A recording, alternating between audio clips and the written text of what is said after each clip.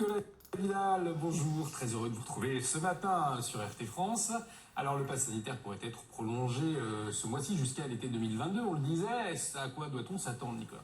Eh bien, bonjour, il va falloir attendre le 19 octobre prochain pour que l'Assemblée nationale se penche sur la question de la prolongation du pass sanitaire. Notre boussole, notre GPS social à tous. Et comme j'aime bien les adages, je me souviens de mon professeur d'histoire qui nous disait au collège « À la Saint-Huguette, un contrôle vous guette ». Eh bien, le 19 octobre, ce sera à la Saint-René, c'est pas demain que vous retrouvez la liberté. Et ce pass sanitaire, c'est un peu comme les masques en mars 2020 qui ne servaient à rien. Et à l'époque, de toute façon, nous, les Français, nous étions bien trop stupides pour les mettre correctement et pour saisir toute la subtilité de l'élastique. Plus fort encore, début 2021, le pass sanitaire, c'était un truc de complotistes et de conspirationnistes qui zonaient dans les bas-fonds de la République en postant des photos de gens qui faisaient des triangles avec leurs mains.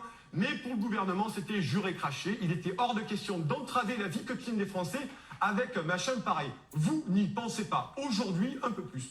Pourtant, Olivier Véran l'a répété sur tous les tons, ainsi que plusieurs membres grandement amnésiques de la majorité présidentielle. Eh bien, aujourd'hui, mes chers amis de la camisole sanitaire, ça risque d'être double, voire triple ration pour tout le monde. Alors, ne boudez pas votre plaisir, vous allez vous régaler. Le gouvernement veut par tous les moyens en remettre une grosse louche jusqu'à l'été 2022.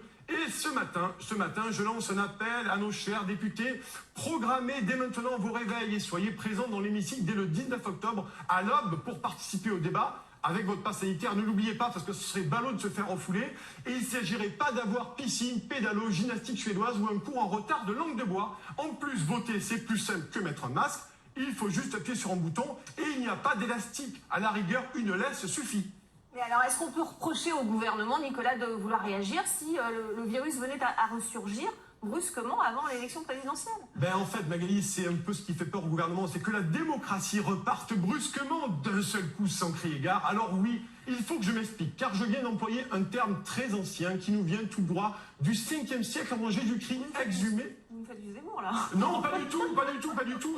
Je repars sur les bases de l'histoire, ce terme exhumé de la Grèce antique. Communément appelé par nos anciens, comment, Magali? La démocratie. Alors ça paraît un peu ésotérique comme ça, hein, mais la démocratie s'appuie sur une définition exacte, je cite, c'est une forme de gouvernement dans laquelle la souveraineté appartient au peuple, État ainsi gouverné, fin de citation.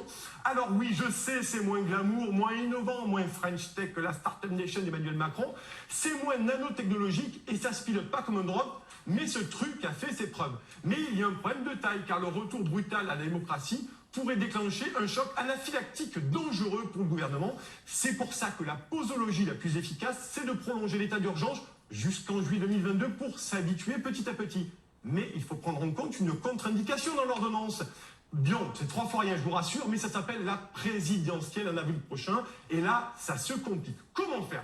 Le gouvernement va-t-il inventer les isoloirs QR code ou va-t-il proposer un quiz par Internet pour voter pour son candidat entre 2 posts sur Facebook et une story Instagram? Eh bien, on n'en sait rien. Mais Gérald Darmanin, le shérif anti-hacker qui dégaine plus vite que son ministère, a lâché ces Jean-Jacques Bourdin que le gouvernement travaillait au vote à distance. Alors non, c'est pas par correspondance, c'est à distance.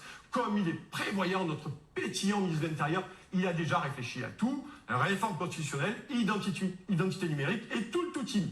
Néanmoins, il faudra quand même éviter d'utiliser WhatsApp, Facebook ou Messenger, parce que si ça bug le jour J, ça sera une présidentielle version erreur 404. Mais pourtant, Nicolas, le gouvernement ne s'est pas prononcé sur le pass sanitaire pour la présidentielle à ce jour. Eh oui, mais c'est bien le problème de ce gouvernement qui nous a tout dit et son contraire depuis le début de cette crise sanitaire. Mais rien ne leur résiste, et surtout pas la cohérence. Rappelez-vous les masques, rappelez-vous le pass sanitaire. On nous disait jamais, idem pour la vaccination obligatoire, jamais, selon le virologue Emmanuel Macron. Aujourd'hui, les soignants ont dû tomber la blouse pour la picouse, sinon c'est pas de bras, direction Pôle emploi. Et voilà qu'un amendement présenté par le sénateur Jomier était dans les tuyaux bouchés du Sénat pour imposer la vaccination obligatoire à tout le monde dès janvier 2022. Hier, il a été rejeté en commission. Ouf! Mais aujourd'hui, amis de la démocratie neurasthénique, nous sommes entrés dans une ère où notre liberté est gribouillée dans un QR code et demain elle pourrait être enfermée dans le piston d'une seringue. La réalité, c'est que ce pass sanitaire n'a rien de sanitaire et qu'il est profondément politique et que le gouvernement va tenter par tous les moyens de le faire traîner jusqu'en avril 2022. Car dans la Macronie, et je termine par là, tout ce qui n'est pas interdit est obligatoire. Merci beaucoup Nicolas. C'est quand la Saint-Huguette? Oui, je sais plus du tout, mais je sais qu'il y avait toujours un contrôle qui me guettait en tout cas. Voilà, c'est j'étais ça. pas très brillant. La future manifestement. Huguette. Merci beaucoup Nicolas Merci. pour cet édito.